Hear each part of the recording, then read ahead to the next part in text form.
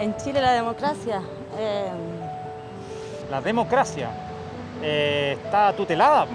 Estamos viviendo por condiciones naturales, situaciones que no son propias de un país que vive en libertad, en democracia, por la pandemia, por todas esas cosas. El estallido social. A esta altura no sé si tenemos democracia, porque está todo tan dividido que unos quieren una cosa, otros quieren otro, y como que no hay un punto de encuentro. Esta alternancia que se dio Piñera-Bachelet generó una polarización, una condición binaria, sí, no. Aunque ahora algunas cosas cambien con la nueva Constitución, yo creo que siempre va a ser como se ha vivido. No, y los políticos no, están súper mal enfocados. No, ellos conocen una realidad y hablan desde ese punto de vista. Viven en una burbuja de riquezas y no tienen idea de lo que es la vida normal. El Congreso hay que cambiarlo, tiene que llegar gente capacitada, gente que no se dedique a profitar del poder. Todos exigimos una nueva Constitución, pero no sabemos qué queremos.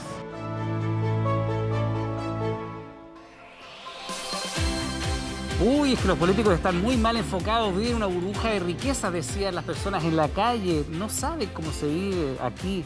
Queremos hablar de gobierno, de sistema político, sistema presidencial, semipresidencial, parlamentario, el modelo económico, el país que queremos construir. Bueno, hemos convocado a nuestros invitados e invitadas de esta noche, candidatos constituyentes, para hablar sobre esto, sobre el sistema de gobierno, sobre el modelo económico. Le presento a nuestros invitados de esta jornada. Benito Baranda, independiente, no neutrales, Distrito 12. Bárbara Figueroa, Apruebo Dignidad, Distrito 12 también. Catalina Lagos, Distrito 10, lista del Apruebo. Hernán Larraín, Vamos por Chile, Distrito 11. Guillermo Larraín, lista del Apruebo, Distrito 12. Macarena Letelier, Vamos por Chile, Distrito 10. Carlos Ruiz, Apruebo Dignidad, Distrito 10. Y Camila Zárate, la lista del pueblo, Distrito 7, son nuestras y nuestros invitados de esta noche, a quienes les damos las gracias por estar en el país que queremos. Yo les doy un aplauso a ustedes y les deseo que tengan un buen programa y que puedan expresar sus opiniones. Hablamos del sistema de gobierno, hablamos del modelo económico. Partimos por esto porque hay datos que son interesantes cuando uno habla sobre cómo está nuestro país. Tenemos, como en cada capítulo, nuestro bar constitucional. Los que son más futboleros entenderán, ¿no? Cuando les hago esta señal, este signo, aquí. Recurrimos a Tomás Jordán, nuestro bar constitucional, abogado experto en temas constitucionales, quien está siguiendo atentamente este debate. Tomás, ¿cómo estás? Buenas noches. Para cuando hay un momento polémico o alguna aclaración que haya que hacer, estás atento allí sobre el sistema político y modelo económico hoy día. Iván, hola a todos los candidatos y candidatas, que sea un gran debate, así que aquí estaremos atentos a tu señal, no te preocupes. Vamos a estar atentos a lo que tú nos indiques también, así que vamos a revisar un par de cifras interesantes para ver en qué nos encontramos hoy día. Hay un dato, y se lo comparto a Tomás y a ustedes en su casa, que dice lo siguiente.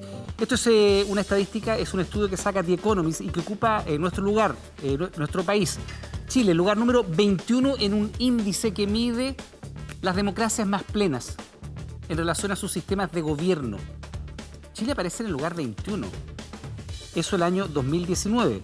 Y el año 2020 aparece en el lugar 17, subiendo posiciones.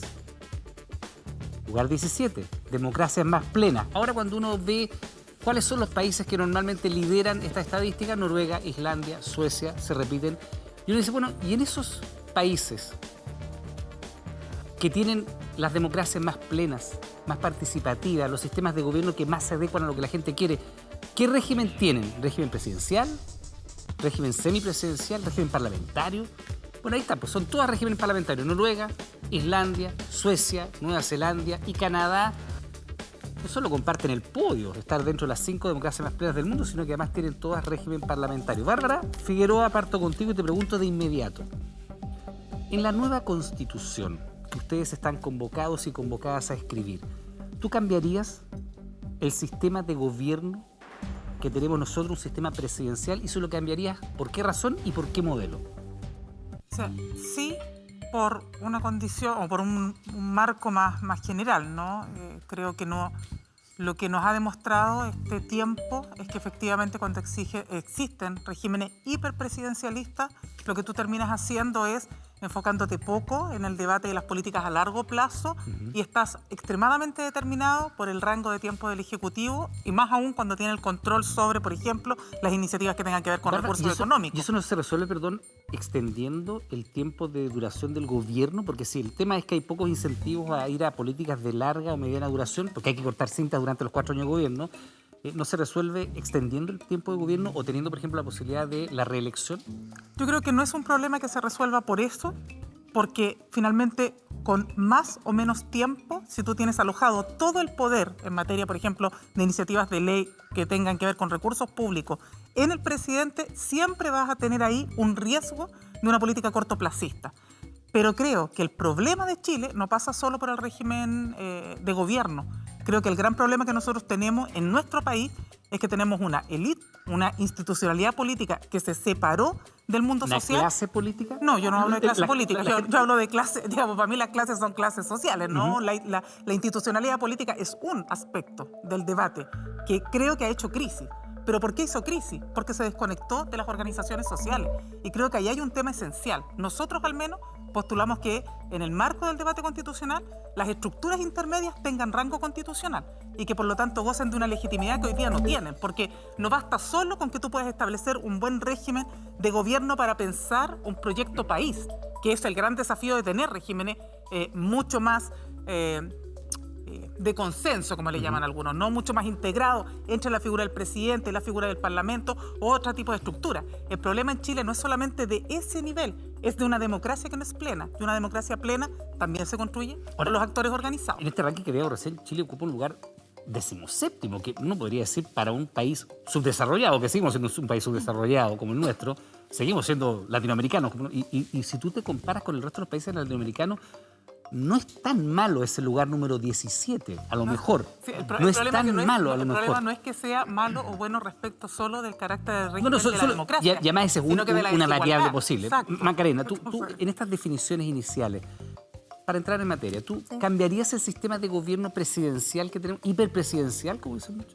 Mira, yo creo que estamos en un minuto de inflexión histórico en Chile donde efectivamente tenemos un sistema presidencial duro, firme, pero que hoy día se ha visto cuestionado por factores bien externos, la crisis social, la falta de legitimidad en el liderazgo del presidente, la pandemia. Y creo que tomar decisiones de cambio de gobierno bajo ese estrés del sistema no es sano. Ahora, dicho eso, estoy absolutamente convencida que tenemos que ver otros factores que están afectando, por ejemplo, el sistema electoral, que no está haciendo que el gobierno, en su rol de colegislador con el Parlamento, trabajen colaborativamente.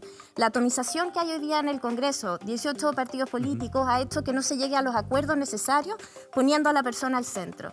Entonces creo que si bien hay que entrar a reflexionar cómo entregar herramientas que lleven de nuevo a un sistema colaborativo con un liderazgo sano, no es el minuto porque está muy estresado. O sea, ¿tú no tomarías ese tema hoy día?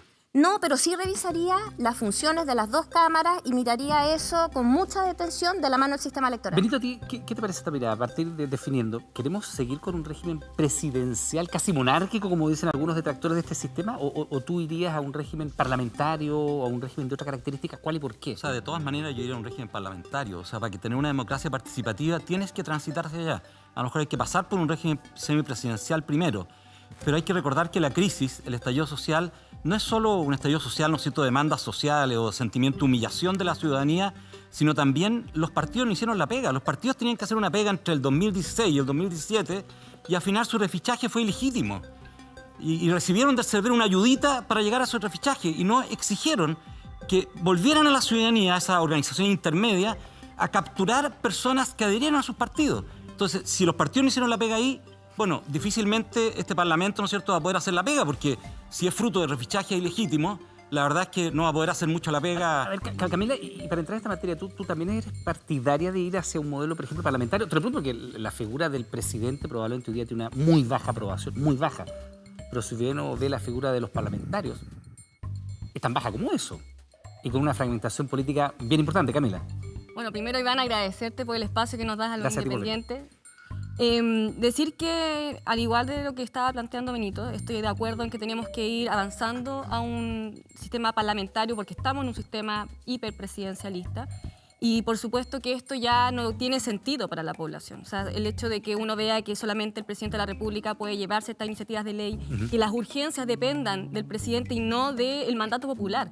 Pero creo que acá hay un punto súper importante y no es solamente cómo distribuimos entre estos tres poderes, sino cómo construimos un cuarto poder ciudadano, en que la gente también pueda participar, pueda levantar iniciativas populares de ley, puedan haber mandatos revocatorios. ¿Cómo es posible, Iván, que el presidente Piñera, con la poca representatividad que tiene, no pueda revocarse su mandato, siendo que en las calles se ha pedido y se ha demandado constantemente? Y yo creo que tiene profunda relación con la que acaba de mencionar Benito, porque justamente en el año 2017, a través del proceso de los refichajes ilegítimos, que fue un fraude electoral, mediante el cual se les dio un plazo especial a los partidos políticos para que pudieran refichar sus miembros a través de mandar una copia de una fotocopia de carnet de identidad por correo electrónico, que yo he escuchado un ejemplo que yo creo que viene a representar muy bien esto. Es como que en vez de ir a hacer la revisión técnica de tu auto, tú mandes una foto de tu auto. O sea, es una cuestión ridícula.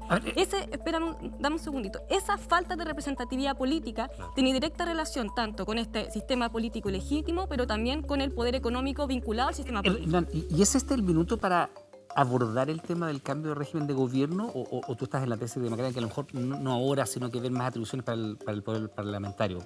No, yo creo que definitivamente el régimen político va a ser uno de los grandes debates en la constituyente porque tiene que ver con un problema que estamos viviendo como país, y es que la política para la ciudadanía no está funcionando bien. Lo escuchábamos en la introducción, cuando la gente dice, no confío en los políticos no entienden nuestra realidad. Viven en una burbuja. Exacto, yo creo que hay que mirar que en los últimos 20 años la ciudadanía está viendo cómo la política, el presidente, la presidenta, los partidos, el Congreso se han ido distanciando y se han dedicado más bien al conflicto y no a la colaboración. Y esa es parte importante porque el diseño institucional tiene serios problemas. La ciudadanía tiene prioridades, la política tiene otras. ¿Qué modelo propondrías tú? ¿Cambiarías el sistema presidencial chileno por otro y cuál sería? Bueno, creo que es muy importante para poder plantear y hacer una propuesta, la cual tenemos. Es importante tener un buen diagnóstico y que todos sepamos qué es lo que está fallando. Cuando no hay colaboración entre el Ejecutivo y el Congreso, cuando las prioridades de las personas, por ejemplo, las pensiones, sabemos hace 20 años que hay que cambiar el sistema. Hubo Comisión Bravo 1, Comisión Bravo 2, estuvo en todos los programas de los candidatos y finalmente eso no sale adelante. ¿Por qué? Porque quien es oposición tiene los incentivos para bloquearle la pelota a quien está en el gobierno para poder recuperar el gobierno. O sea, conflicto, polémica y no acuerdos y reformas. Y esa es la cuestión más sustantiva. ¿Cómo avanzar? Yo creo que hay que mirar un sistema presidencial que redefina la colaboración entre el Ejecutivo y el Legislativo y incluya algo muy importante, que es el sistema electoral. Catalina Lagos, ¿transitarías desde el sistema presidencial a otro? Sí, yo creo que tenemos que transitar. Lo principal es considerar la redistribución del poder entre, fundamentalmente, el Poder Ejecutivo y el Legislativo. Me parece que el sistema semipresidencial permite responder a esa redistribución del poder y considero que además aporta elementos o mecanismos institucionales para resolver crisis políticas como la que tenemos hoy día, en que tenemos un presidente de la República con casi nula aprobación, que no tiene apoyo en el Congreso y que está simplemente administrando y no gobernando. Catalina, perdón, eso pasa con el presidente, es un hecho. Todas las encuestas lo dicen, pero cuando uno ve lo que pasa en el Congreso, es tanto o más grave. Es tanto más grave, o sea, la desaprobación popular hacia los parlamentarios es tanto o más grave que la que tiene el presidente. Porque hoy día, digamos las cosas como son, hoy día pegarle al presidente es gratis. O sea, sus adherentes le pegan más incluso que la oposición, porque efectivamente la aprobación del presidente es muy baja, pero la aprobación de los parlamentarios es tanto peor que esa. Sí, por supuesto. Es que yo creo que cuando analizamos de manera fragmentada los cambios institucionales que hay que hacer, ocurren estas cosas, en que tú me dices, bueno, pero ¿qué pasa con el Congreso? Sí, yo creo que hay que mirar de una manera integral la Constitución y efectivamente la reforma del sistema de gobierno implica una reforma del sistema político. Debemos avanzar hacia unos partidos políticos que tengan mayor transparencia, rendición de cuentas, democracia interna, para recuperar la credibilidad y el vínculo con la ciudadanía, pero además tenemos que avanzar hacia una democracia participativa. Eso es imprescindible. Claro, porque hoy día, Carlos, si uno ve lo que pasa en nuestro país, la manera o el momento en el cual la ciudadanía dialoga con la clase política, con los políticos, es la elección. Y nada más que la elección, quienes participan. El resto quedan al margen. ¿Tú transitarías, cambiarías el modelo actual y por cuál? Soy partidario de un régimen parlamentario en este momento. ¿Parlamentario? No, teóricamente absoluto en cualquier momento. Estamos viviendo en un momento de crisis de legitimación de la política tremendo y la crisis social se expresa como un desborde de la política. La política no tiene ninguna capacidad en este rato de procesar conflictos de intereses sociales legítimos. No es un problema que si es más colaborativa, menos colaborativa internamente como esfera, sino que hay una gran cantidad de conflictos sociales que se expresan por fuera de la política, que carecen de representación política. Carlos, perdón, y cuando tú dices cuando dices un sistema parlamentario, ¿tú qué harías con la fragmentación política que hemos ido viviendo en nuestro país hoy día, donde tenemos, corrígeme, 17, 18 partidos políticos en el Congreso? Yo no diría que... Y 27 movimientos más o menos políticos. Yo creo que la separación, el abismo entre política y sociedad es generalizado. ¿Y cómo lo resolvemos? No se salva nada. La fragmentación que se está viendo es interna. Hay que buscar mayor porosidad en toda la estructura. Hay que proceder a un proceso de desconcentración del poder en general y de distribución del poder en una forma mucho más asociativa, en torno a una democracia asociativa. Los ejemplos que tú ponías recién, escandinavos, por ejemplo, permiten mucha más participación ciudadana en forma de sus organizaciones de la sociedad civil en la determinación de muchos asuntos en la sociedad. Entonces, eso es una estructura que tiene contrapeso con la propia esfera política formal y también con los grandes poderes que hay en la sociedad, las grandes empresas, etc. En Chile no existen esos contrapesos y por lo tanto se vive y se experiencia como un abuso sistemático. Eso fue lo que estalló. Y vamos a elaborar una nueva constitución, eso hay que tenerlo muy presente, sobre la base de una crisis social que está absolutamente latente. Sí, claro, no está resuelta, Guillermo. Y en ese sentido, ¿es este el momento para abordar un cambio de régimen de gobierno? Y si es el momento, ¿tú estás en qué tendencia? ¿En mantener el sistema presidencial? ¿En transitar hacia un régimen parlamentario? Si este no es el momento, me pregunto cuánto es el momento, porque el nivel de crisis que yo percibo, que es latente, como dice Carlos, es generalizado. Bueno, hay quienes dicen lo contrario, me quieren decir no ahora.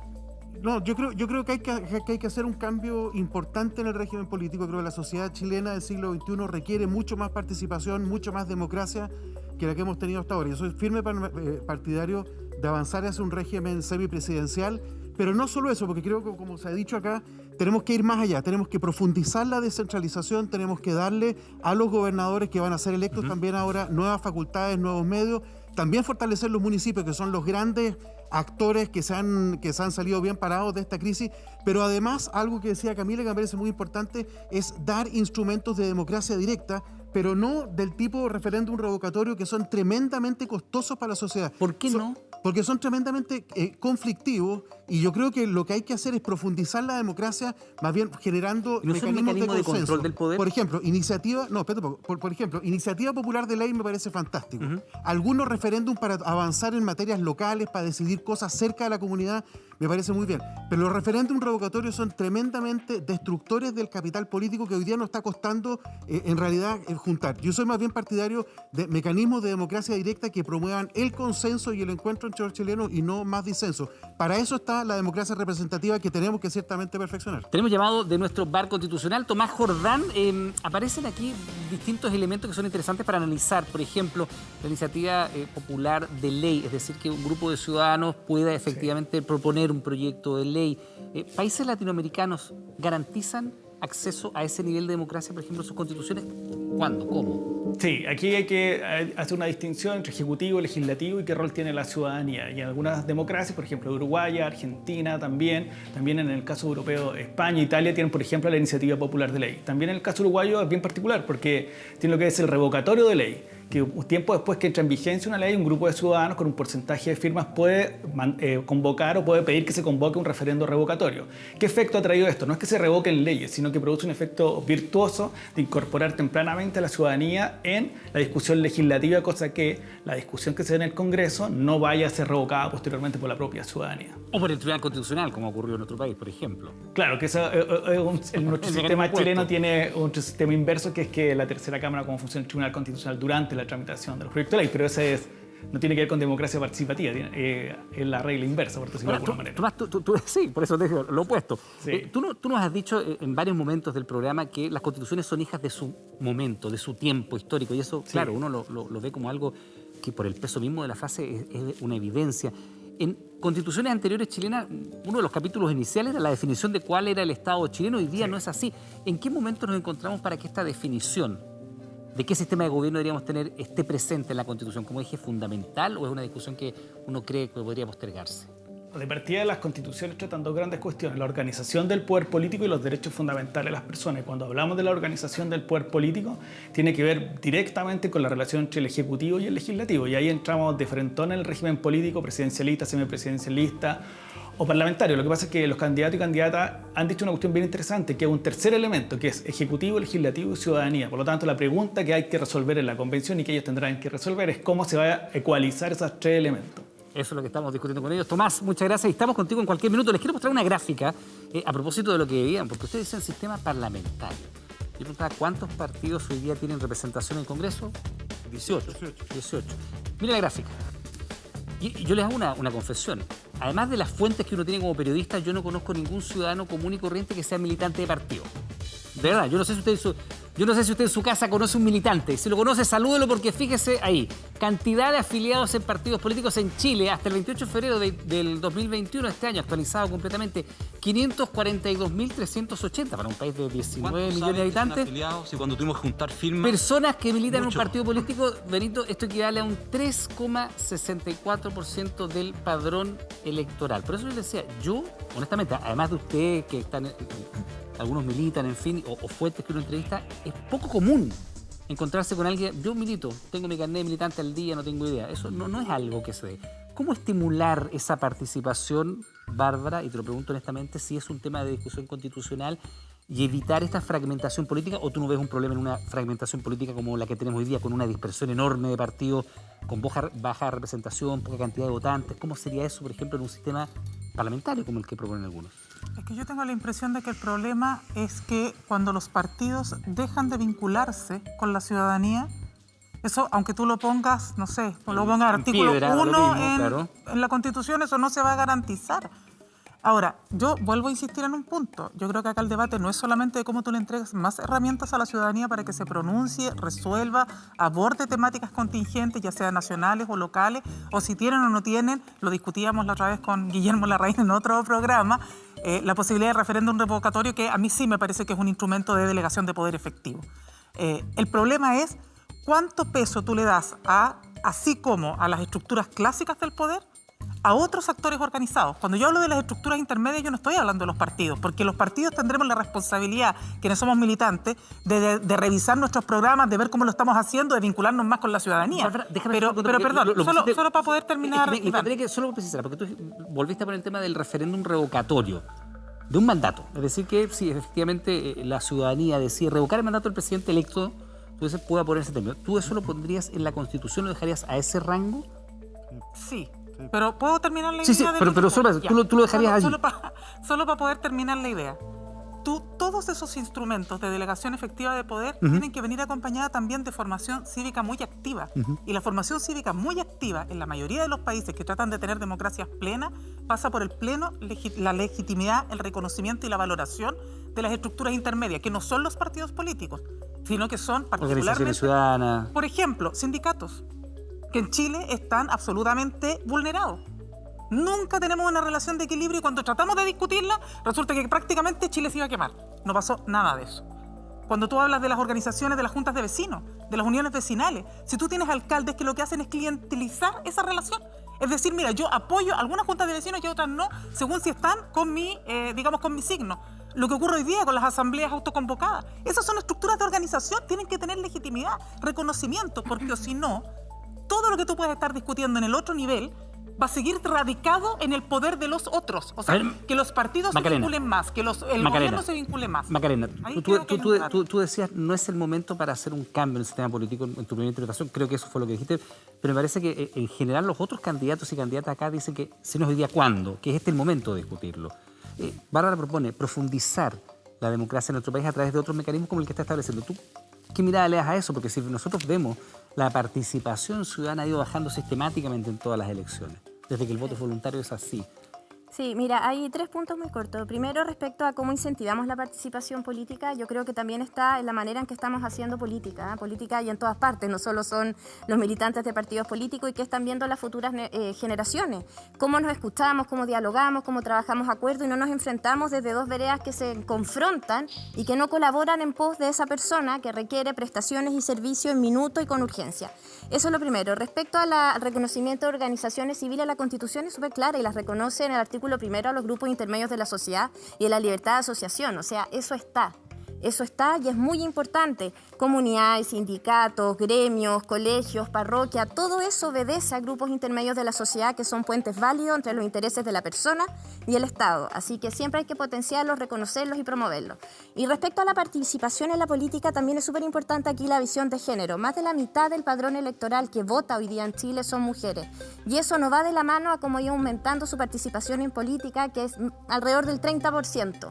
Entonces es muy baja la brecha, o sea, es muy baja la participación, muy grande la brecha en el Parlamento, pero también en el Poder Judicial, en el Poder Ejecutivo. 7 candidatas mujeres a lo largo de la historia para tener el cargo de presidenta. Entonces yo creo que hay distintos puntos de cómo incentivar y hay una mirada de género muy importante que esta convención paritaria deberá darle. Y además es un punto histórico, esto es una convención que va a ser escrita de manera paritaria. Carlos, ¿y cómo se profundiza la democracia para evitar que la gente tenga esta relación tan lejana? Yo creo que hay que partir, con la política en general, con los partidos, con la figura de la presidencia. presidencia. Por la base siguiente, o sea, la latencia de la crisis social se niega sistemáticamente en la conversación política. Entonces pasamos de una suerte de no lo vimos venir a un aquí no ha pasado nada. Entonces, este obstruccionismo a transformaciones sustantivas que aumenten la capacidad de determinación de la sociedad puede conducir a un ciclo prolongado de inestabilidad política. Yo creo que sobre esa base tenemos una responsabilidad histórica tremenda en la convención. O sea, es que ahí es interesante lo que dices, porque tú dices Carlos, tú dices que hay una negación de la crisis política por parte de los actores. La conversación se vuelve a restablecer como si aquí no hubiese pasado nada.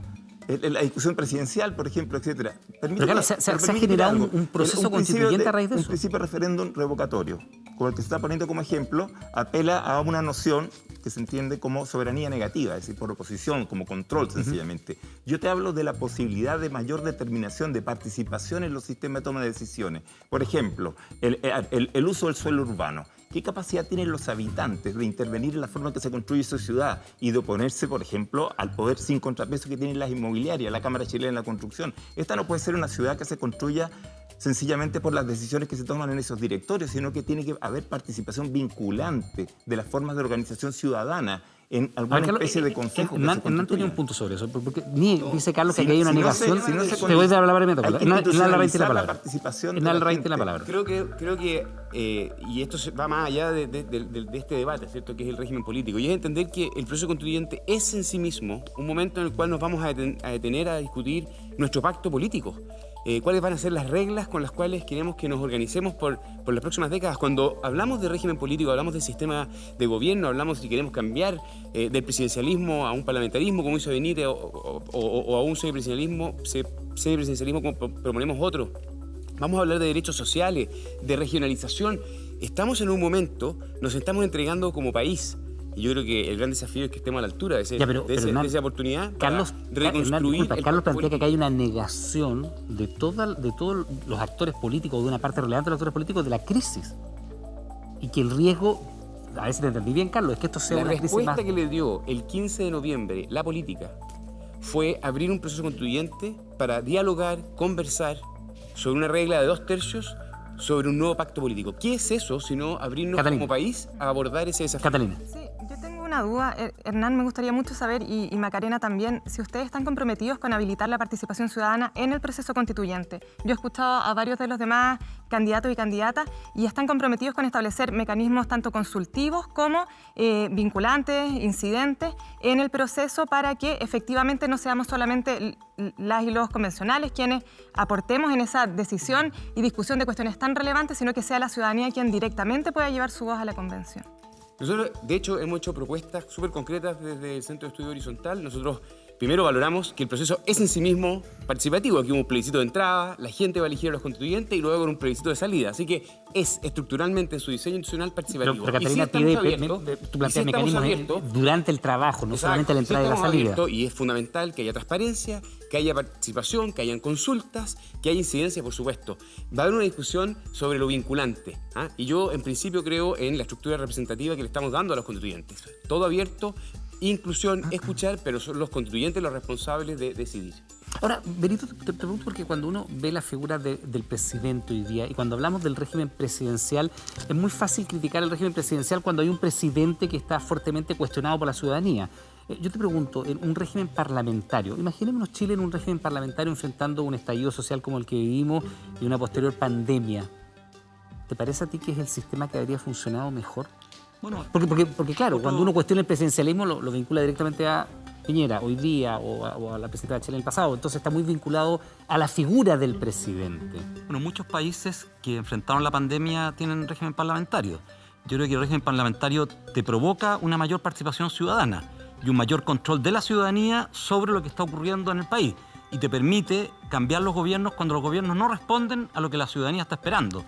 Pero quiero aclarar algo que lo dije al inicio y te interrumpí, te pido disculpas cuando tú estabas mostrando las cifras, que de las personas que son hoy día militantes de esos partidos políticos, a quienes nos tocó juntar firmas, y yo creo que les tocó a ustedes también, ¿no es cierto?, muchas personas no sabían que estaban en partidos políticos y teníamos que sacarlo de los partidos porque mandaron sus fotocopias de carné al CERVEL. Vi por ahí a Patricio Santamaría que salía del canal. Él autorizó a que no se usara la clave única o no se usara la notaría. Y eso fue una aberración, no fue lo que propuso la Comisión Engel, donde me tocó participar. Lo que se propuso es que el partido saliera a la calle, volviera a la ciudadanía a conversar con la gente. Ellos son responsables de que hoy día tengan esa crisis, porque quienes los eligieron al final a esos partidos, ¿no es cierto?, la verdad es que no son esos 500.000. Yo creo que si los obligamos hoy día a refichar con clave única, lo más probable es que van a ser la mitad, ni siquiera el 3%. ¿Ya? Y eso yo creo que le quitó mucha validez al Parlamento, pero no es el Parlamento en sí como institución que no tiene validez, son los elegidos en ese Parlamento que provienen, ¿no es cierto?, de este grupo de partidos políticos. Bueno, creo que se han mencionado varios puntos importantes. En primer lugar, lo que se hablaba ya de los refichajes ilegítimos, lo que nos viene a mostrar es que finalmente un proceso que nace de escándalos de corrupción, escándalos de lo que fue de Soquimich, el caso Penta, finalmente derivan en esta comisión y en esta nueva legislación para que los militantes y los partidos políticos vuelvan a la ciudadanía. Pero luego vimos la respuesta, tuvieron un año para llegar a tener las 18.000 firmas por partido que se estaba exigiendo. Llegando el plazo no lo estaban logrando y por eso tuvieron que pedir esta medida excepcional a nivel del CERVEL que no está regulada y por eso que decimos que es ilegítima. Desde la lista del pueblo, que es la lista en la cual yo formo parte, logramos más de 28.000 patrocinios en 3 semanas que nos dieron. Personalmente yo logré 4.000 patrocinios, siendo la más patrocinada del distrito. Entonces, hablemos de legitimidad, hablemos de ese 2%. Eso creo que es importante y también es importante con respecto a lo que menciona, perdón un poquito, Hernán, cuando dice que el acuerdo por la paz en el fondo es la forma como la élite política le da una respuesta a la ciudadanía. Pero la ciudadanía no está feliz con ese acuerdo. Nosotros, los movimientos sociales que existimos, no solamente para que nos roben las demandas y luego aparezcan en el proceso constituyente diciendo que les importamos, sino que también queremos participar en este proceso, hemos dicho de manera reiterada, nosotros queríamos y pedimos en las calles una asamblea constituyente, no una convención a través de un mecanismo Camila, tú hablas de la legitimidad, y evidentemente ustedes plantean, algunos, otros no, como alternativa a un régimen presidencial, un sistema parlamentario. Efectivamente se mueve el pivote del poder, ¿no? Desde el Ejecutivo al parlamentario. Les quiero mostrar la gráfica de cómo ha ido cayendo sistemáticamente la confianza que la ciudadanía le da al Parlamento. Esto es encuesta CEP a 2019 y ustedes ven, salvo ese pic del año 2009 que tiene una subida, ¿no?, que llega al 26, ha ido cayendo. La gráfica es muy elocuente, hasta llegar a un 3% de confianza. Guillermo, ¿en qué te dice eso en relación a implementar cambios en el modelo de gobierno, el modelo de administración del Estado y efectivamente cambiar este pivote de que prácticamente todo lo decide el presidente, a darle más atribuciones a un Congreso que al menos hoy día así está en relación a la confianza con la gente? Yo le pregunto a la ciudadanía quién fue la última persona que dijo que los países se podían funcionar sin partido. Fue Augusto Pinochet. Entonces lo que tenemos que construir es una democracia que funcione con buenos partidos. Y obviamente que hay muchos errores que se han cometido y faltas y ha habido corrupción. Pero también me pregunto, ¿la corrupción va a desaparecer después de la nueva Constitución? No va a desaparecer, la corrupción existe en todas partes. Tenemos que, por lo tanto, buscar un esquema que sea semipresidencial, mucho más participativo o parlamentario. La verdad es que yo creo que hay que ir hacia el parlamentarismo en el muy largo plazo, pero esta es una etapa necesaria en el semipresidencialismo, que abra la participación ciudadana a través de las regiones, a través de los municipios, a través de mecanismos de democracia directa, insisto, que busquen más bien el consenso que el control, me parece que es lo mejor. Pero lo que me parece muy importante es no pasarse el rollo de que porque vamos a cambiar la Constitución, todos los males que nos caracterizan como sociedad van a desaparecer, porque desgraciadamente muchos de esos males responden a intereses y a formas de pensar y de creer cómo se relaciona la política que están ahí, que no van a cambiar. Entonces, tenemos que protegernos contra la corrupción, que tenemos que protegernos contra la captura del Estado, y eso implica un Estado mucho más eficiente, mucho más profesional, con una capacidad crítica que hoy día no tiene. De lo que tú planteas, ¿qué cosa es de nivel constitucional? El régimen es absolutamente de nivel constitucional, Sí, claro, no hay ninguna sí. duda que sí. Los niveles, por ejemplo, los mecanismos... Pero los mecanismos de control para evitar o penalizar de mayor manera los índices de corrupción. O sea, como mecanismos de control va a haber que incluir dentro de la Constitución qué es lo que le va a corresponder que haga la Contraloría General de la República, cuáles van a ser estos mecanismos de participación ciudadana que van a tener que tener algún nivel de detalle a nivel constitucional y probablemente después una ley orgánica que le dé forma, ¿no es cierto? Y eso tendremos que ver qué es lo que hacemos con las leyes orgánicas, me parece que otra discusión que también es interesante tener. Pero lo que no podemos pensar es que, y creo que es una debilidad del semipresidencialismo, al menos cuando uno habla con los especialistas franceses, que son los que inventaron esta cuestión, es que en algunas configuraciones el semipresidencialismo puede ser aún más hiperpresidencialista que el presidencialismo chileno. Ojo. Y por lo tanto, y simplemente para decir, porque soy partidario del tema, entonces lo he estudiado, tenemos que pensar muy bien los mecanismos de control. Un mecanismo de control que no tienen los franceses es la participación ciudadana. Pero además hay que pensar en el rol del Senado. Yo creo que el semipresidencialismo con un sistema unicameral consagra la potencialidad de un hiperpresidente más fuerte. Una sola cámara, unicameral. No, yo soy bicameral. Pero hay aquí gente que piensa que tiene que ser unicameral. Bien. Tenemos VAR constitucional. Tomás Jordán con nosotros ha seguido atentamente esta discusión. Tomás, aquí aparecen, no sé, corrígeme, 3 sistemas en general para definir cómo debería ser administrado el gobierno. Un sistema presidencial duro como el que tenemos nosotros, ¿sí? Con bastantes atribuciones en el Ejecutivo, uno semipresidencial y uno parlamentario. Analizando los distintos textos constitucionales que tú tienes a la mano, ¿cuáles son las principales características de estos 3 modelos? Súper. Bueno, son 3 modelos bien distintos, pero se podrían dividir en 2. ¿Dónde está el poder o el pivote del poder? Si va a ser el presidente de la República o el Congreso y los partidos políticos. Por lo tanto, en el sistema presidencialista tú eliges a un presidente de la República por un lado y al Congreso por otro. Por lo tanto, se llama doble legitimidad. Ambos comparten el poder y por lo tanto tienen atribuciones. Y ahí podemos distinguir, por ejemplo, el modelo norteamericano con el modelo chileno. Hay una gran diferencia porque la iniciativa popular, la iniciativa de ley la tiene en Chile especialmente el presidente de la República con su iniciativa exclusiva, en cambio que en el modelo presidencial norteamericano es una iniciativa propia del Congreso. Pero en el semipresidencialismo, el modelo francés, lo decía uno de los candidatos, hay una distinción entre el jefe de Estado y el jefe de gobierno, el que está a los 4 o 5 años ejerciendo el poder. Y aquí tú votas directamente por el jefe de Estado y también por el Congreso, y el presidente de la República elige un primer ministro, pero que tiene que tener la confianza del Congreso. Ahora bien, aquí es importante porque el presidente de la República, que es jefe de Estado, tiene 2 grandes atribuciones, las relaciones exteriores y la defensa. Pero el gobierno lo ejerce el primer ministro. ¿El ciudadano por quién vota allí? Vota por el presidente de la República, pero que es un presidente que no tiene necesariamente la agenda a menos que coincida con la mayoría en el Congreso y por lo tanto el primer ministro es el que ejerce el gobierno propiamente tal.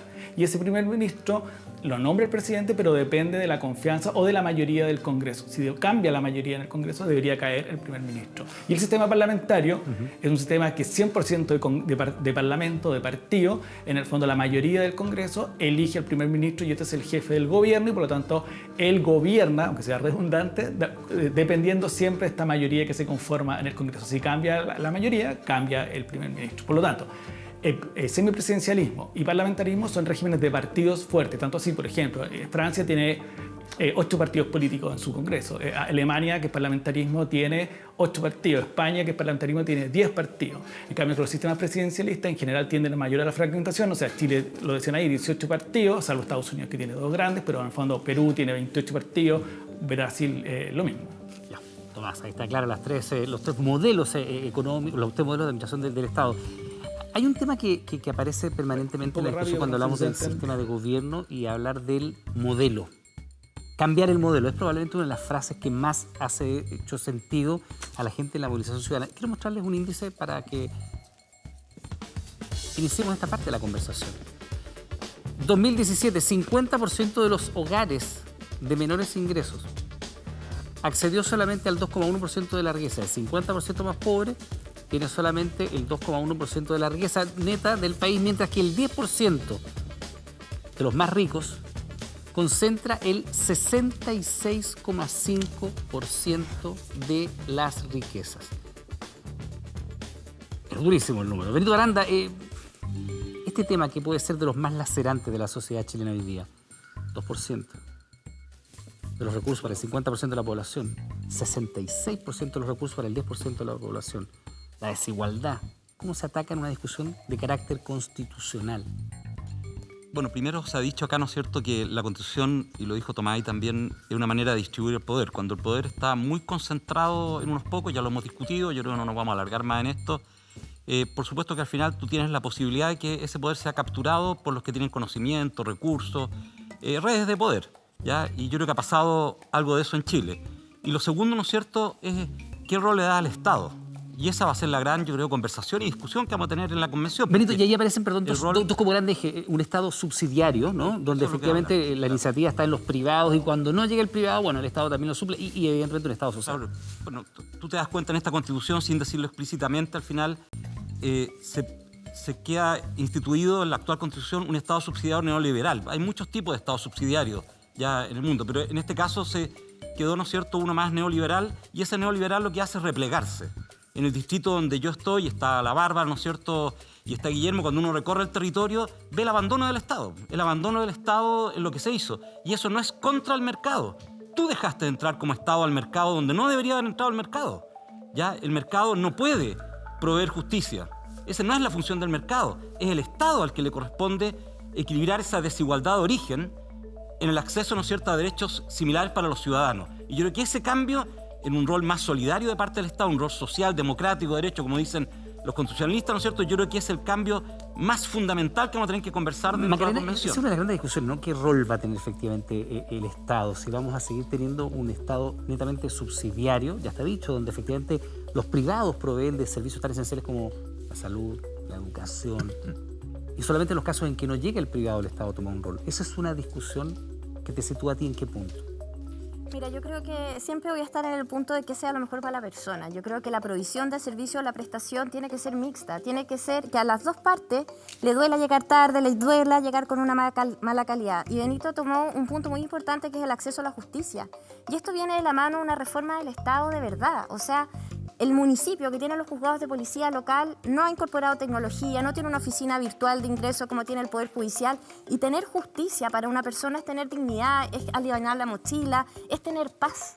Y todo eso va de la mano. A mí a veces no te digo que me molesta, pero centrarse en qué modelo de Estado queremos. Nosotros queremos que le llegue lo mejor a la persona y para eso podemos decir que el Estado entre a esa comuna. Pero si el Estado no tiene las herramientas, ¿no están ¿cómo va a convocados entrar? precisamente como constituyentes para hacer ese diseño? Absolutamente. Para decir, mira, pero como sociedad nosotros queremos este modelo de país. Pero ese modelo, Iván, va muy de la mano de modernizar el Estado, de qué rol le queremos dar a los municipios que son la primera cara del Estado.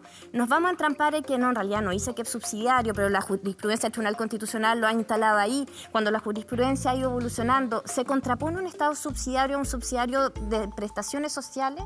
Lo importante es modernizar el Estado. Yo creo que sí. Yo creo que hoy día esta lógica de un Estado ausente fracasó. O sea, no podemos partir de la base de que estamos en un Chile donde el privado provee excelencia, porque eso no es verdad. O sea, miren lo que pasa en educación. Tenías colegios que podían excluir niños porque no eran el matrimonio, no era la familia feliz, y entonces podían excluir niños. Pero eso no existe hace un año. Eso, pero para informar o sea, bien, en el fondo hagámonos cargo de que ese debate se instaló gracias a que hubo un debate en el país.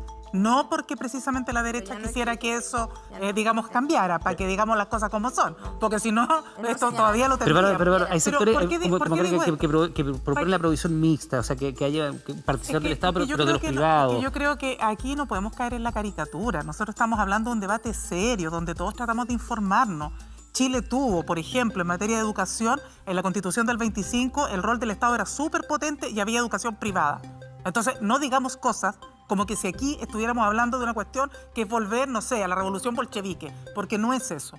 Cuando uno está diciendo que puede haber provisión mixta y puede haber un privado cooperando con el Estado, no estamos diciendo en eso que eso es neoliberalismo, pero tampoco estamos diciendo que es el socialismo. Estamos diciendo que tiene que haber un Estado fuerte que garantice derechos fundamentales, porque no hay otro que los pueda garantizar, ni tampoco hay otro que pueda garantizar los estándares de calidad. Y a partir de eso, ¿esto puede ser también en complemento con el privado? Sí. Sí, ya, perfecto, en complemento de los privados. Es que esa es una definición fundamental. ¿Tú qué rol le vas a dar al Estado? ¿Complementar a lo que los privados no logran hacer? No.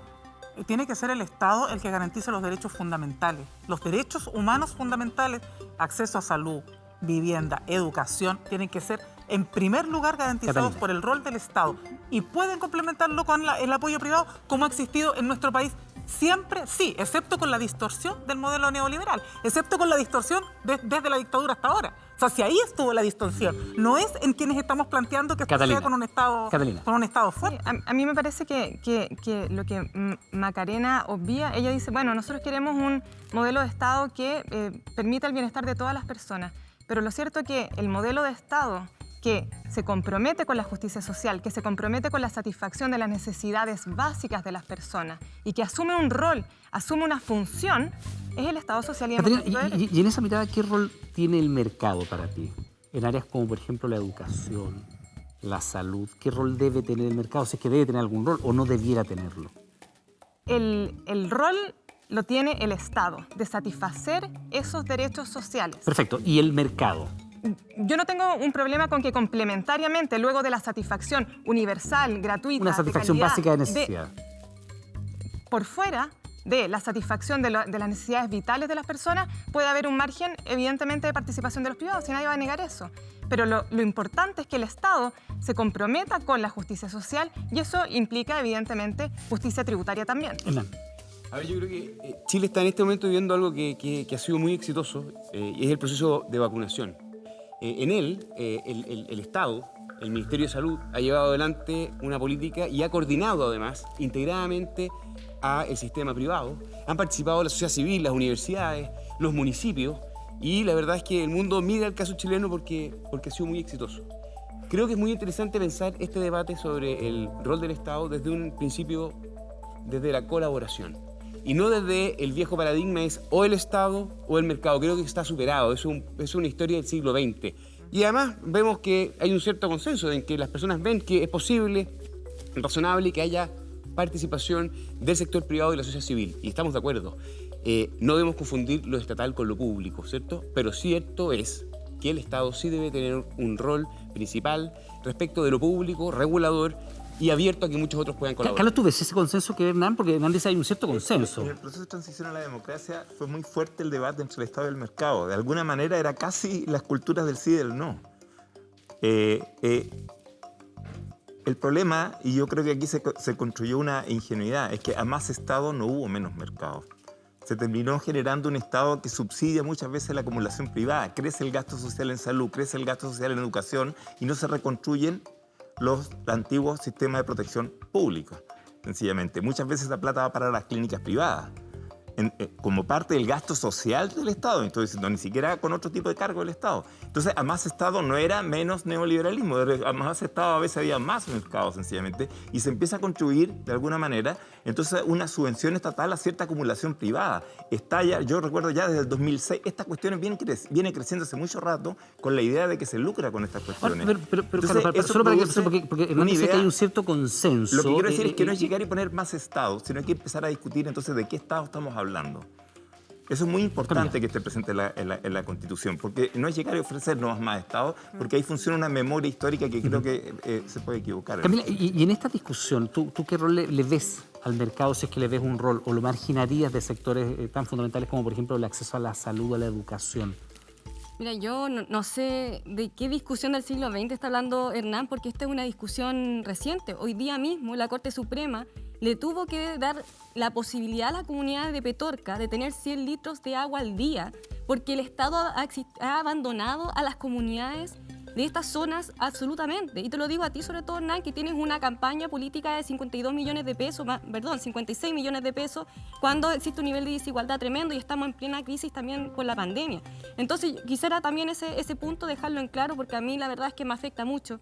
Como siendo parte del movimiento socioambiental, he visto la realidad que se vive en estas comunidades y la verdad es que me afecta mucho que se diga ese tipo de cuestiones. Creo que el mercado tiene que estar fuera de aquellas cosas que el Estado tiene que garantizar, como por ejemplo el acceso al agua, como por ejemplo la salud, la educación, las pensiones. En ese sentido, creo también que es importante no solamente entender el debate acerca de cómo el Estado se hace cargo del mercado, sino también qué tipo de economía queremos, qué tipo de matriz productiva queremos. Para que no se haga una caricatura de lo que tú dices y para que se lo entienda bien, cuando tú dices yo creo que el mercado debe estar fuera de, o sea, lo marginas de áreas que el Estado tiene que satisfacer como la salud y la educación, decías tú. Sí. ¿Qué harías entonces con los actores privados que hoy día están presentes en esas áreas? Mira, en la educación creemos que se tiene que establecer una garantía. No sé, estoy pensando en las ISAPRES, estoy pensando en las clínicas privadas, estoy pensando en las universidades privadas, estoy pensando en los colegios privados. Y en salud estamos pensando también en un sistema único. Un sistema único que sea garante, que sea de calidad y que al mismo tiempo sea solidario y universal. Pero espérame, yo creo que acá el punto importante es solo para que no se quede como una caricatura. Tú dices excluirlos del mercado. Entonces yo te pregunto, ¿qué harías tú con los actores que hoy día están presentes en esas áreas como la salud y la educación? Y te planteo solamente, ¿qué harías tú, por ejemplo, con el tema de las ISAPRES, con el tema de las clínicas privadas, con los colegios privados, con las universidades privadas? Mira, por ejemplo, los colegios entendemos que pueden existir algunas iniciativas privadas, pero no puede ser que sea la iniciativa privada la que pueda establecer una libertad de enseñanza respecto a cualquier cosa, sino que entendemos que tienen que haber principios constitucionales. Pero otra cosa que nos parece importante, sobre todo con respecto al agua, el agua no puede ser más un objeto de mercancía. Nosotros mismos somos agua, mercantilizar el agua, mercantilizar la vida. Ahí creemos que necesitamos eliminar los derechos de aprovechamiento de agua, absolutamente. A ver, es que estamos hablando en el fondo de derechos sociales. ¿Qué es lo que es un derecho social? Es un tipo de prestación que queremos que se distribuya en la sociedad de una forma distinta a cómo se distribuye, por ejemplo, los lápices. Los lápices uno va y los compra en el mercado y si paga más caro, tiene un lápiz más caro. Queremos que la educación, queremos que la salud se distribuya de acuerdo a esa lógica. La lógica de los derechos sociales es que no. Tiene que haber una forma de distribución distinta. Y es en ese sentido que tenemos que sacar el mercado de la provisión del derecho social. Ahora, ¿puede participar un privado en la prestación de la salud, en la prestación de la educación? Sí, en la medida que el ciudadano tenga el derecho a acceder en las mismas condiciones si va a otra parte. Entonces yo creo que hay una forma de bien entender la colaboración, porque acá por colaboración también se puede entender otras cosas, que me parece que es bien importante. Ahora, hay que hacerse cargo también de una cosa. Las críticas que hay al funcionamiento del Estado, no solo de este gobierno que ha hecho una mala gestión en muchas cosas, no solo este gobierno, la mala gestión que hay respecto del Estado en general, también hay que hacerse cargo de él, porque decimos que el Estado se haga cargo, pero no puede ser el mismo Estado que tenemos hoy día. Tiene que ser un Estado más profesional, tiene que ser un Estado con más recursos. En el caso del agua, por ejemplo, la Dirección General de Agua, tú le vas a pedir un derecho de agua y te lo da. Hoy día tenemos 8 veces más derechos de agua. Gratis a perpetuidad y sin embargo después se venden en el mercado del agua. No en todos los casos, no en todos los casos, pero hay 8 veces más derechos de agua otorgadas que agua existente. En parte porque el agua ha venido cayendo por la sequía, entonces necesitamos un Estado más potente para que pueda realmente velar porque se cumplan las leyes. El Cernajeomín, ¿se acuerdan cuando se cayó la mina San José? Tenía como 6 o 7 supervisores para todas las minas de la pequeña minería chilena. Bueno, tenemos que en realidad tener un Estado potente y bien profesional si es que queremos en realidad darle más Tenemos llamado de Tomás Jordán, nuestro bar constitucional, a propósito del rol del Estado en la Constitución. Tomás, atento a esta conversación, ¿cómo se define en las constituciones el rol del Estado en prestaciones de servicios tan esenciales como la salud, la educación? Ahí ha sido muy buena la conversación. Yo distinguiría paradigmáticamente el modelo chileno de Estado subsidiario, que tú lo decías muy bien y los candidatos también, se entrega a los privados la resolución de los problemas sociales. Y lo otro modelo paradigmático del Estado social y democrático de derecho, en el cual hay una lógica redistributiva y solidaria por mandato de la Constitución. Por lo tanto, las políticas públicas tienen que tener ese fin de corregir desigualdades a través de la solidaridad y la redistribución. Me parece que esos son los elementos clave para poder diferenciar uno u otro y hacia dónde caminar en la discusión constitucional. Suele ser como una discusión un poco binaria. ¿Hay alternativas intermedias? Lo que pasa es que el modelo, a ver, es muy interesante la pregunta, porque muchas veces el modelo de Estado social se liga como a estatalidad y en realidad tiene que ver con conciliar las libertades individuales, las libertades económicas y cuál es el mejor instrumento para corregir desigualdades sociales. Esto en el caso de Alemania, en el caso de España, en el caso de Portugal le han dicho, el Estado tiene un rol preferente para corregir las desigualdades y fuera de eso el mercado puede funcionar sin ningún problema. Tomás, perdón, y en esos casos, sí, y en esos casos que tú planteas, está definido constitucionalmente así. Alemania se define como un Estado democrático y social, España como un Estado social y democrático. En el caso italiano es bien paradigmático porque se define como una república de trabajadores que se entiende que esa es la cláusula social del Estado hablando italiano. del caso holandés como un caso que es más paradigmático. mixto, porque en el fondo el caso de Holanda es un estado de bienestar que básicamente permite la provisión privada y estatal al mismo tiempo, va conciliándola. Pero eso es un modelo a seguir. Bien, Tomás, te quiero dar las gracias por ser nuestro bar constitucional esta jornada. Muy amable. No, muchas gracias, que esté muy bien. Permitirnos ahí. Ahí hay un tema sí que era muy interesante que se lo Bárbara, te hago una propuesta. Mira, te hago... Espérate, ¿le quieres hacer una pregunta al bar? Tomás, por favor, a ver, que no se nos vaya Tomás. Tomás. Creo que esto es clave. A ver si podemos volver. Tomás, hay llamado al bar constitucional de nuevo. Ay, ¿qué pasó? Bárbara Figueroa quiere plantearte como bar constitucional una pregunta. Bárbara. Sí, porque esto va a ser súper debatido en lo que va a venir en la convención. Perdón, ¿hay una pregunta? Sí, es una pregunta para ti. Atento a la jugada. Sobre el derecho de propiedad y cómo está concebido en la actual Constitución. Si nosotros no revisamos eso... Perdón, ahí estamos. Ya, ahora sí. Ahora sí. Si nosotros no revisamos el derecho de propiedad tal cual está concebido en nuestra Constitución, ¿vamos a poder avanzar efectivamente hacia este Estado social de derecho garantista que provea aquellos elementos que son básicos y fundamentales para superar los desequilibrios y las desigualdades? A ver. Y disculpa, ¿puedo agregar al tiro? Sí, Carlos Ruiz quiere agregar. Tomás, pero yo no. El binomio. Tomás, se está complejizando la labor del bar. Carlos Ruiz, espérate, momento. Carlos Ruiz le va a agregar una cápite a esa pregunta. Carlos. Breve, muy breve. Porque creo que hay una relación además en el binomio entre propiedad y emprendimiento. Dale. En el juego que hacen en la Constitución actual, digamos, que eso inhabilita muchas veces o limita la acción estatal. Perfecto, ahí están los dos acá de la pregunta. Tomás Jordán. Sí, voy a tratar de ser lo más descriptivo posible para ser justos con todos los que están ahí.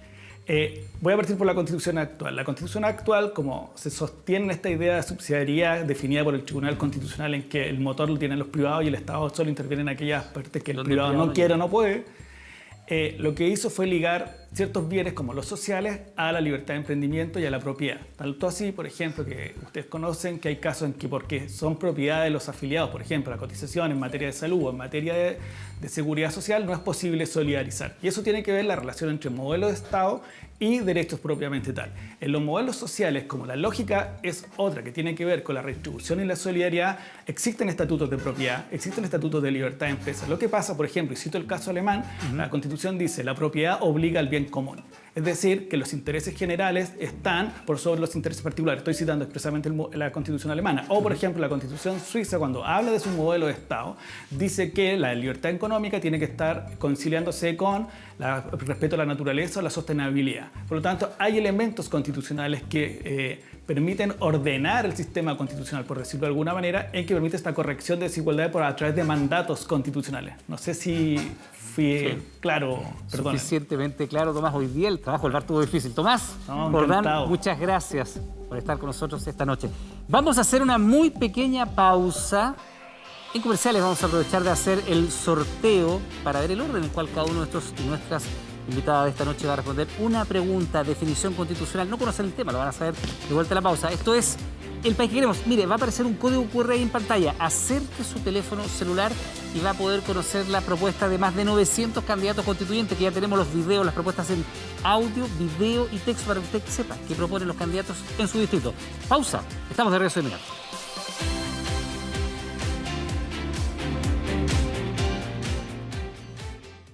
De la noche a la mañana. Ya estamos de regreso en El País que Queremos junto a Camila Zárate. En comerciales sorteamos el orden en el cual nuestros invitados y nuestras invitadas van a responder una pregunta. Camila, tienes que escoger entre estas 10 cartas. Hay un tópico, tú no sabes de qué se trata, ahora lo vamos a descubrir. Miren, ¿cuál? Número 8, perfecto, veamos de qué se trata el número 8, la guardamos porque ya no está disponible para el resto. Y el 8 dice así: derecho a la vida, atención, la actual Constitución protege, comillas, la vida del que está por nacer. ¿Cambiarías algo? ¿Por qué? Esa es tu cámara, tienes un minuto. Bueno, yo defiendo el derecho de las mujeres a elegir sobre sus cuerpos. Creo que lo que existe hoy en día es una materia de salud pública, ya no solamente una cuestión ética, sino que determinar si queremos o no que mujeres mueran por abortos clandestinos. Ahora quiero aprovechar de dirigirme al Distrito 7 para decirles que mi nombre es Camila Zárate, mi red social Camila Zárate Zárate y mi número de votación ZN63.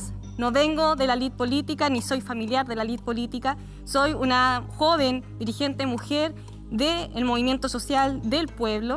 He tenido la oportunidad de ser vocera del Movimiento por el Agua y los Territorios, desde donde luchamos históricamente y hace muchos años, porque esto no es de ahora, es de muchos años, por una constitución feminista, ecológica, animalista, participativa y de derechos sociales. Por eso, si quieren cambios reales, voten por las independientes de la lista del pueblo y no por los partidos y los rostros de siempre. Bien, pues Camila Zárate, muchas gracias por tu intervención. Le damos la bienvenida a Macarena Letelier, que llega hasta acá. Macarena, quedan 9 preguntas disponibles. Esta ya no está. Elige una, la que tú quieras. Muy ordenada, la que viene. Muy ordenada, perfecto. La número 9. Veamos de qué se trata, Macarena. La número 9 dice así. El tópico es voto de migrantes. Después de 5 años, los extranjeros avecindados en Chile tienen derecho a sufragio. ¿Mantendrías esto? ¿Lo modificarías este plazo? ¿De qué manera? Tu minuto. Sí, no, yo este derecho lo mantendría, creo que 5 años de ya estar avecindado en un país, siempre que revisemos la manera en que ingresan al país, teniendo muy en claro una ley migratoria responsable, para que también puedan ejercer no solo el derecho a voto, sino que muchas otras prestaciones sociales que se requiere cuando se vive en un país. Pero para eso tenemos que tener una inmigración con un marco claro que nos permita de alguna manera ser responsables en recibir a esas personas que vienen de otros países y que han optado por vivir en Chile. Así que yo creo que una migración responsable en su ingreso, porque como dicen muchos alcaldes que me toca en comunas en el Distrito 10, está Santiago, está Ñuñoa, San Joaquín, La Granja, son lugares donde hay mucha convivencia con inmigrantes y ahí hay dos miradas. Por supuesto, una que ya cuando ingresan al país hay que tratarlos dignamente, con sus derechos, pero para eso los alcaldes dicen hay que tener un marco claro del ingreso y salida del país que no lo manejan los municipios. Bien, pues, Macarena, muchas gracias. Benito Baranda, le toca su turno, Benito. Debate intenso. Veamos qué número sacas, Benito. A ver, el número 7. Ahí. Número 7, transparencia total. Veamos de qué se trata. La guardamos porque ya no está disponible. Veamos. Corrupción te tocó, Benito Baranda, y dice así: ¿debería la Constitución establecer la inhabilidad para ejercer cargos públicos a los condenados por corrupción? No más cargos públicos para ellos, ¿para siempre? ¿O definir 5 años como dicta la acusación constitucional? Corrupción en la Constitución. Benito Baranda, tu minuto. Bueno, yo considero, habiendo participado en la Comisión Engel en el gobierno anterior, que la corrupción tiene que ser duramente sancionada en el país y deberían quedar inhabilitadas las personas para siempre cuando participan de hechos de corrupción.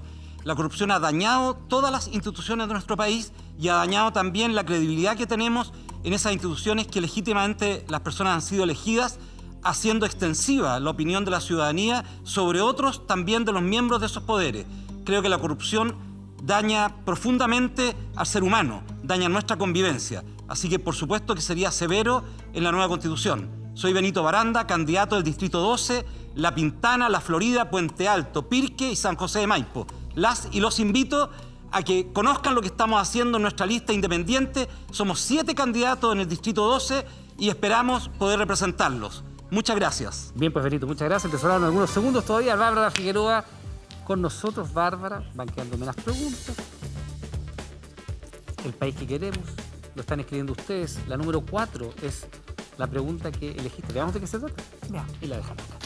4, dice así Bárbara Figueroa: adopción homoparental. ¿Debe la Constitución reconocer los distintos tipos de familia en la Constitución y permitir que parejas homosexuales puedan adoptar? Te escuchamos, tienes un minuto. Sí, yo creo que acá un debate básico no solamente tiene que ver con la garantía de derechos, sino que también con el reconocimiento y la dignidad humana. Y eso pasa porque no haya ningún tipo de discriminación frente a tu opción, la diversidad sexual, la opción de construcción de familia, la posibilidad de adoptar hijos, sobre todo que hemos visto un gran abandono hacia nuestros niños, niñas y adolescentes.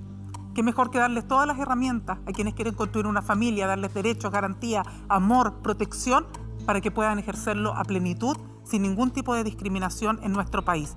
Y junto con ello, señalar también que como dirigente sindical, uno de nuestros principales desafíos, junto con el buen trato y las garantías para todas y todos, es que efectivamente pongamos al centro del debate de la Constitución los derechos de los trabajadores y de las trabajadoras que hemos sido excluidos permanentemente de los debates. Hay que sacar al mercado, poner al ser humano al centro y poner a los trabajadores y trabajadoras ahí. Bárbara Figueroa, muchas gracias. Gracias. Completo. Carlos Ruiz, es el turno de que venga. Van quedando menos preguntas. Veamos de qué te toca, Carlos. Acá. La número 6. Veamos. Dice así la número 6, Carlos. El tópico es equidad de género. ¿Debe la Constitución reconocer el trabajo doméstico para asegurar su valorización como trabajo remunerado? ¿Cuántas mujeres dejan de trabajar en el mundo laboral por cuidar los niños, los adultos mayores? ¿Debe estar garantizado? ¿Debe ser reconocido? Tu minuto, por favor. Absolutamente. Es una de las inequidades más fuertes que está en este rato expresada en la sociedad chilena, la forma en que ha cambiado, incluso por el nivel de feminización del propio trabajo y también por la desarticulación de la vieja figura del sustentador masculino. Han cambiado las estructuras de familia, han proliferado los hogares monoparentales. El censo del año 2002 ya reflejaba ese tipo de cuestiones que después no tienen políticas reales de igualdad, igualitaria en ese sentido. Yo creo que la gran tarea que tenemos en el nuevo proceso constituyente, en la escritura de una nueva Carta Magna, es de algún modo desmontar el excesivo proceso de concentración del poder que tiene la élite chilena y proceder a un empoderamiento efectivo de formas de determinación y participación ciudadana acerca del tipo de sociedad y del tipo de vida que queremos llevar los chilenos. Eso ha sido absolutamente conculcado y es el gran tema a resolver en este proceso. Luis, muchas gracias, muy amable. Llamamos a Catalina Lagos para que venga aquí a escoger. Quedan algunas preguntas, pero antes de aquello, hacemos una pausa. Estamos de regreso de inmediato. Este es El País que Queremos. Espérenos.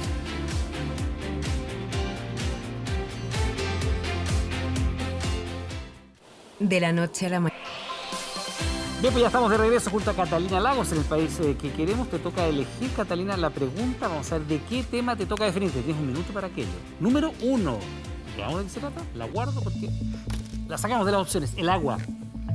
¿La nueva Constitución debería reconocer el agua como un derecho humano o mantenerla como un bien privado? Gran discusión por estos días. El agua. Catalina, tienes tu minuto. Perfecto.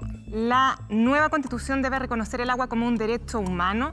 Debemos reconocerlo como un bien nacional de uso público, desprivatizar el agua, sacarla del mercado, desmercantilizarla de manera tal que se termine con la propiedad sobre el derecho de aprovechamiento de agua y además debemos asegurar el agua para la protección y subsistencia de los ecosistemas y priorizar su uso, priorizando por supuesto el uso humano, luego de los ecosistemas y luego el uso productivo. Quiero aprovechar de decir que necesitamos un Estado no solo social y democrático de derecho, sino que también plurinacional, descentralizado. Necesitamos una constitución feminista y profundizar la democracia de manera tal de que sea participativa y paritaria. Mi nombre es Catalina Lagos, soy candidata por el Distrito 10 por las comunas de La Granja, Macul, Ñuñoa, San Joaquín, Providencia y Santiago. Bien, Catalina, muchas gracias.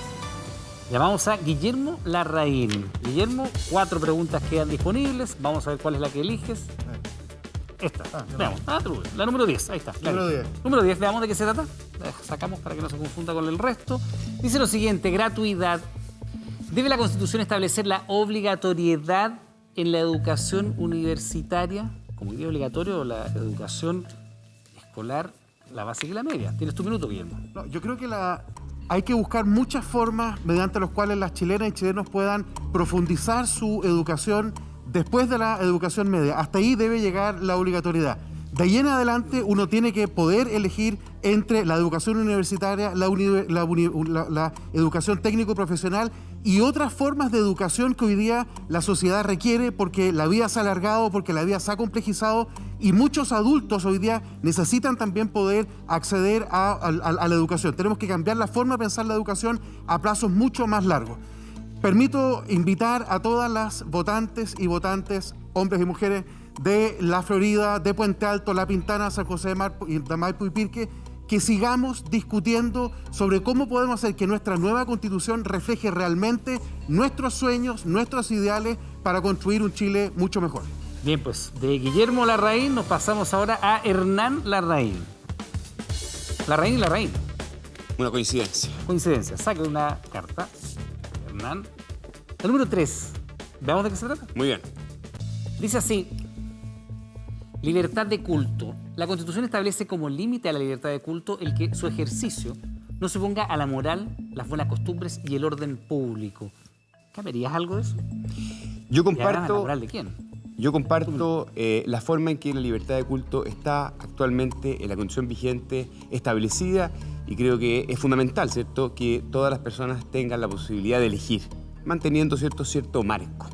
Mi nombre es Hernán Larraín, soy abogado y profesor universitario y expresidente de Evópoli y compito como candidato a la convención en la lista de Chile Vamos por el distrito 11, que comprende más bien las comunas de Las Condes, Vitacura, Lo Barnechea, La Reina y Peñalolén. Y en estos segundos básicamente me quiero comprometer a trabajar por una constitución que una a todos los chilenos, una constitución que nos devuelva la estabilidad, el progreso y la confianza como país, que pueda iniciar un nuevo ciclo de confianza en nuestras instituciones, que potencie nuevamente nuestra democracia. Es la oportunidad que el Estado vuelva a estar al servicio de las personas y no de los partidos. Creo que es la oportunidad de que haya una constitución para los emprendedores y también para la sustentabilidad. Hernán Larraín, muchas gracias. Muy amable, muy gentil. Bien, pues ahí están las definiciones constitucionales de nuestros y nuestras invitadas. Este es el país que queremos. Estamos dialogando, estamos construyendo. Se va a escribir una nueva constitución. Hacemos nosotros una muy pequeña pausa. Estamos de regreso de inmediato. Espérenos.